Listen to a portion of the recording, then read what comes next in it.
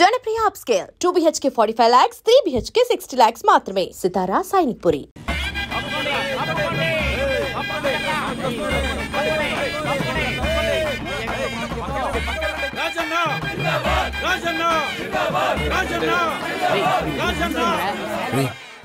Stage మీద ఉంది, మీరు పైకి వెళ్ళండి, ఇంకెందుకు కూర్చుంటారు? నేను కూడా రా.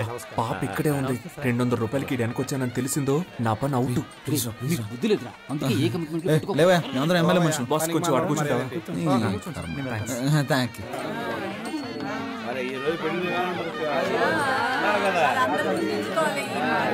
సార్ ఆ పచ్చ తువ్వాలు వేసుకుంటున్నాడు. ఆయన పేరేంటో కనుక ఎదురుగా కాళీదేవిలో కూర్చుంది. సరే సార్. ఈ పక్కనుందే తన నా లవర్. ఆ పక్కనే ఉంది, అది నా స్వీటీ రా. దేవుడు ఎలా కలిపాడో చూసావా? మనలాగే వాళ్ళిద్దరు కూడా ఫ్రెండ్స్ రా.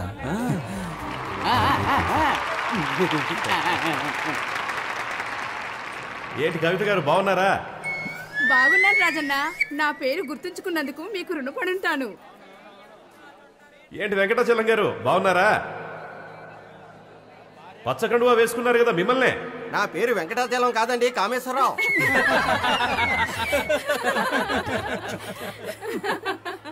ముహూర్త సమయానికి రావడానికి కొంచెం ఆలస్యం అయ్యింది. లేట్ గా వచ్చినా లేటెస్ట్ గా వస్తాను కానీ ఆబ్సెంట్ మాత్రం అవ్వను. ఏంట్రా వీడు పంచ డైలాగులు? పెళ్లి అనేది 100 ఏళ్ల పంట. ఈ పంట బాగా పండడానికి అభిమానం అనే డిఏపిని, ప్రేమ అనే పొటాషియాన్ని, స్నేహం అనే పురుగుల మందుని, మర్యాద అనే యూరియాని కలిపి సరైన పద్ధతిలో టైంకు చల్లుతూ ఉండాలి. వాటన్నిటి కలిపి నిన్ను చంపేయాల్సిందిరా. తనకు నచ్చిన దారిలో వెళ్లాలని, మనసుకు నచ్చినట్లు మాట్లాడాలని, నీకు తోచినట్టుగా నువ్వు జీవించాలని అనుకోకూడదు.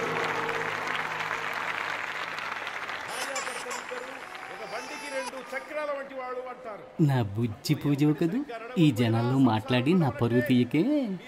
నైట్కి నీ కాళ్ళకి నూనె రాసి బాగా మర్దన చేస్తానుగా, సరేనా? చప్పట్లు కొట్టేది వాళ్ళు ప్రేమతో ఇచ్చే డబ్బులకే. ఏమంటున్నాడు? బైక్ వెళ్ళి ఒక అటెండెన్స్ వేసొద్దామా? వెళ్దాం. ఎందుకు ఏళ్ళు ద్రోతున్నట్టు ఏంటి? పెళ్లి కొడుకుని పెళ్లి కూతుర్ని విష్ చేయాలి, కొంచెం ఏర్పాటు చేయి. కేడిల్లరా, మీ వాళ్ళని కలవాలి నాతో చెప్పొచ్చుగా, నన్నేం చేయమంటారా? టేబుల్ పైన ఉన్న గిఫ్ట్ ని బొకేని దొంగిలించి మీ బుర్రలు బాగా పనిచేస్తున్నారు. మధ్యలో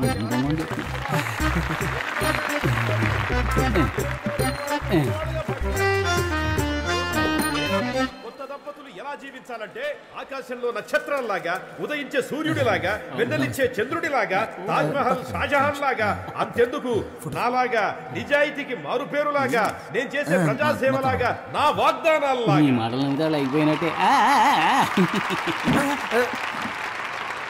ఇంకా పోలేదా? మీరిద్దరు బొకేని గిఫ్ట్ ని కొట్టాడో నేను చూసాను. ప్రేమ కోసం చేస్తే తప్పులేదు కదా.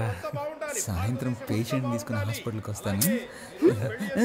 సిగ్నల్ వీక్ అవుతుంది, వెళ్దామా? చివరగా మనస్ఫూర్తిగా ఒక విషయం చెప్పాలని ఆశపడుతున్నా. జీవితం అనేది ఎలక్షన్ లో నిలబడ్డం లాంటిదే. మేము 175 అసెంబ్లీ స్థానాల్లో నెగ్గి అధికారంలోకి వచ్చే విధంగానే మీ దాంపత్య జీవితంలో మంచి విజయాలు సాధించాలని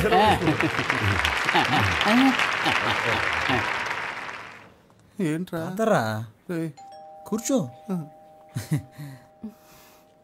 పై పడకరా. చూసావా, చెప్పినట్టుగానే పేషెంట్తో హాస్పిటల్కి వచ్చాంగా.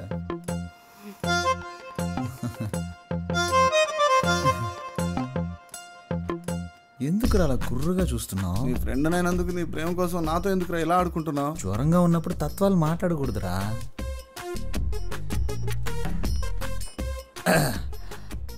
మంచి ఒక లక్కీ నెంబర్ ఇవ్వండి. నా ఫ్రెండ్, వాడికి ఒంట్లో సరిగా లేదు, నాకు మనసులో సరిగా లేదు.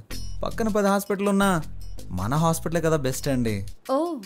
అలాగే హాస్పిటల్ని, డాక్టర్ని, మిమ్మల్ని ఒకసారి చూసి వెళ్ళొచ్చని. ఇల్లు ఖాళీ చేయించేంత వరకు నిద్రపోడేమో.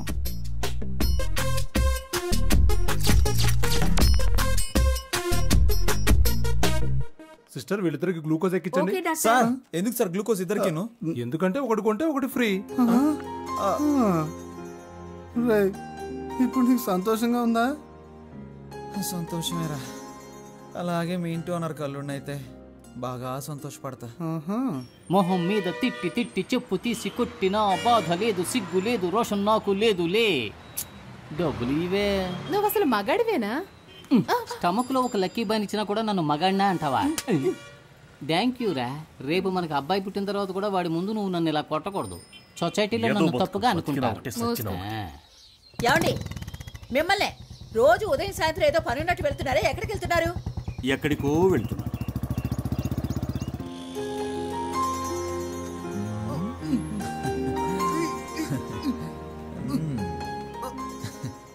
హలో సిస్టర్, సార్ మీతో మాట్లాడాలంట. రే నేనెప్పుడన్నాను రా వెళ్ళిపోయిన సునామీని మళ్ళీ పిలుస్తావేంట్రా? అంతా నేను ఆడుకుంటావా ఏంటి? కదా మాట్లాడతాడంట. రే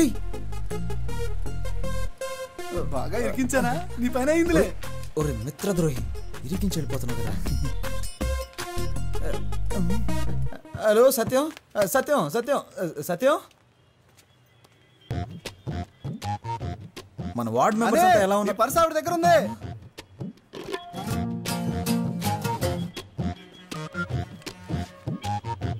అది డెబిట్ కార్డ్ కాదండి, డోనర్ కార్డ్. ఏమండి అందులో కార్డ్స్ ఎక్కువ ఉంటాయి, క్యాష్ తక్కువ ఉంటుంది. ఏంటి ఇవన్నీ?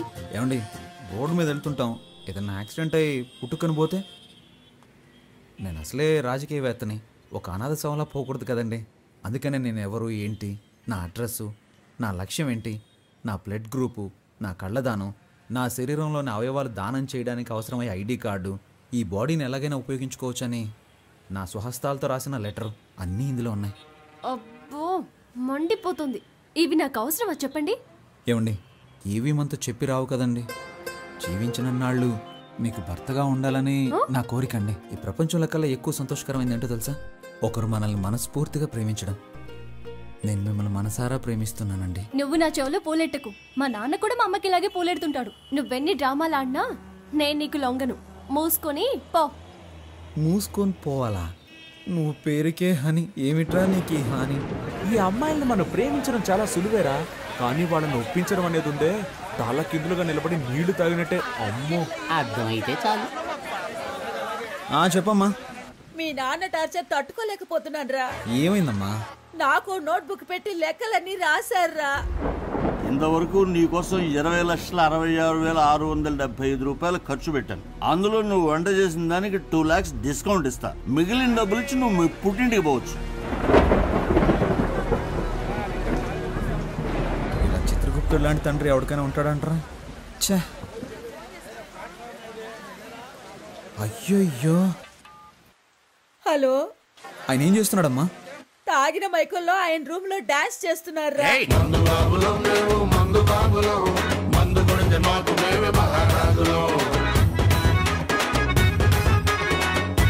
ఆ అరుపులకి పక్కింటి వాళ్ళు గొడవ చేస్తున్నారా. నాకు భయం వేస్తోందిరా. నువ్వు వెంటనే రారా. అమ్మా మీ అమ్మాయికి ఆయనకి ఏదో ఒక రోజు గొడవ అవుతుంది.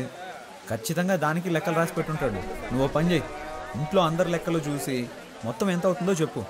అన్ని అప్పులు నేనే తీర్చేస్తాను. ఇక్కడ ఒక 2 కోట్లకి ఒక ప్రాజెక్టా మాట్లాడి రెడీ చేస్తున్నాను. ఎలాగో ఓకే అయిపోతుంది, అప్పుడు అప్పులన్నీ తీర్చేస్తాను.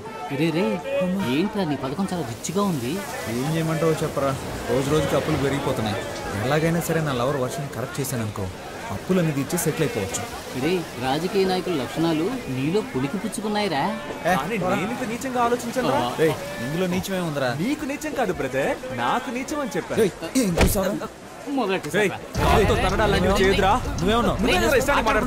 నువ్వంటే తప్పు కాదు, అనవసరంగా మాట్లాడుకో. నేను అన్నిటికీ చూస్తూ ఊరుకుంటాను అనుకోకు, చంపేస్తాను.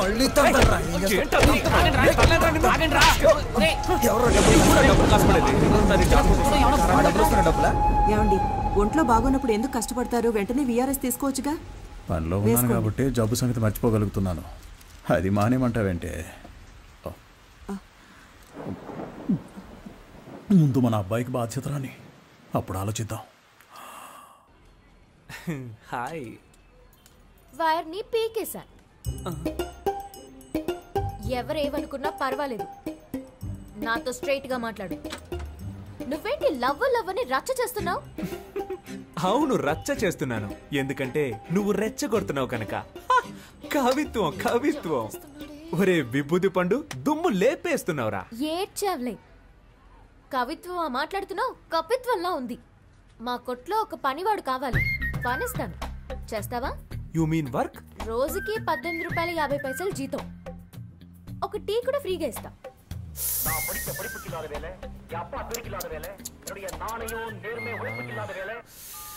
చచ్చాడండి సుబ్రహ్మణ్యం.